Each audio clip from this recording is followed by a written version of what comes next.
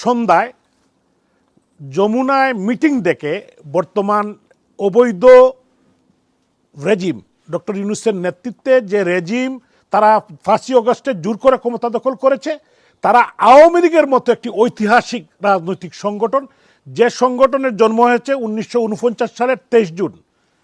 এই সংগঠনের জন্ম হয়েছিল এদেশের মানুষের অধিকার আদায়ের জন্য এবং প্রত্যেকটি বাত এবং বুটের অধিকার আদায়ের জন্য, এই দেশকে স্বাধীন করার জন্য 52 ভাষা আন্দোলনের নেতৃত্ব দিয়েছে আওয়ামী লীগ এবং প্রত্যেকটি গণতান্ত্রিক আন্দোলনে, স্বৈরাচার বিরোধী আন্দোলনে আওয়ামী লীগ নেতৃত্ব দিয়েছে। আজকে যাদের নিজের কোনো বৈধতা নেই, যারা জোর করে অসাংবিধানিকভাবে ক্ষমতায় আছে, একটি জঙ্গি হামলার মধ্যে দিয়ে তারা 5ই আগস্টে বাংলাদেশে তৎকালীন যে নির্বাচিত প্রধানমন্ত্রী জননেত্রী শেখ হাসিনাকে তারা হত্যা করতে চেয়েছে গণভবনে। এখানে বঙ্গবন্ধুর কনিষ্ঠ কন্যা শেখ রেহানা উপস্থিত ছিলেন। তারা অতীতেও কিন্তু চেষ্টা করেছিল বিভিন্নভাবে জননেত্রী শেখ হাসিনাকে, বঙ্গবন্ধুর কন্যাদেরকে হত্যা করার জন্য। 75 সালেও চেষ্টা করেছিল, তারা পারে নাই। 1958 সালের 7 অক্টোবর আইয়ুব খান চেষ্টা করেছিল, আওয়ামী লীগকে নিষিদ্ধ করেছিল, পারেছে? পারে নাই। পরবর্তী সময় 1971 সালের 26 মার্চ ইয়াহিয়া খান চেষ্টা করেছিল এবং নিষিদ্ধ করেছিল, পেরেছে।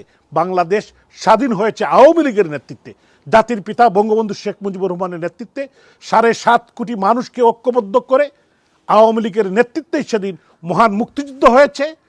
দেশ স্বাধীন হয়েছে, 30 লক্ষ মানুষ রক্ত দিয়েছে, 3 লক্ষ মা বোন সব্রম দিয়েছে এবং একটি লাল সবুজের পতাকা আমরা পেয়েছি। যে আওয়ামী লীগের নেতৃত্বে স্বাধীনতা পেয়েছি, সেই আওয়ামী লীগের মতো একটি বিশাল রাজনৈতিক ঐতিহাসিক সংগঠনকে, যাদের কোটি কোটি সমর্থক, তাকে আজকে তথাকথিত অবৈধ সরকার নিষিদ্ধ ঘোষণা করেছে। তো ওরা তো নিজেই অবৈধ, তাহলে তারা কিভাবে আওয়ামী লীগকে নিষিদ্ধ করবে? তো আমি এর তীব্র নিন্দা এবং ঘৃণা জানাই এবং ওদের এই যে নিষিদ্ধ, এই যে তথাকথিত কাগজ, এইটা বাংলার মানুষ মানে না, পৃথিবীর কোনো বিবেকবান মানুষ মানে না। এদের বিরুদ্ধে প্রতিরোধ গড়ে তোলার জন্য আমাদের দলের নেতা কর্মীদেরকে আমি আহ্বান জানাই, দেশে বিদেশে ওরা যেখানে যাবে তাদেরকে প্রতিরোধ গড়ে তুলবে। তাদের এই লন্ডনে আমরা অচিরেই মিটিং ডেকে এই লন্ডনের মাটিতে ডক্টর ইউনূস এবং তার রেজিমের কোনো সদস্যকে আসতে দেওয়া হবে না। কারণ এরা অবৈধ, এরা দেশদ্রোহী। এই দেশকে, আমাদের পবিত্র মাতৃভূমিকে তারা বিদেশিদের হাতে তুলে দিয়েছে। আপনারা দেখেছেন করিডোরের নামে, আরাকানের করিডোরের নামে তারা এই দেশ বিক্রি করে দিয়েছে, সেন্ট মার্টিন দিয়ে দিচ্ছে। আজকে আমাদের সার্বভৌমত্ব হুমকির সম্মুখীন। আমাদের বাংলাদেশের আজকে একটি যুদ্ধ অবস্থায়, দেশের ল অ্যান্ড অর্ডার সিচুয়েশন নেই, জিডিপির গ্রোথ 3% নিচে কমে এসেছে। আপনারা দেখেছেন 200-র উপর ইন্ডাস্ট্রি বন্ধ হয়েছে, লক্ষ লক্ষ মানুষ বেকার হয়েছে।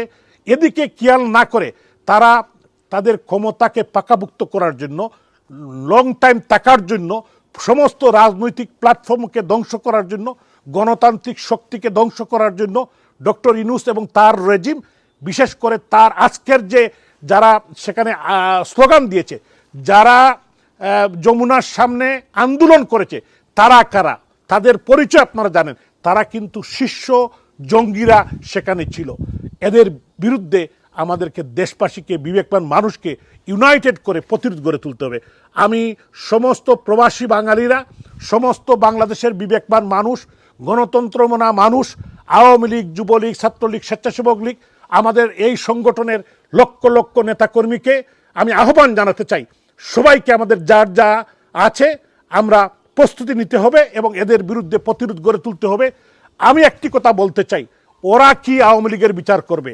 ওরা কি বঙ্গবন্ধু কন্যা শেখ হাসিনার বিচার করবে?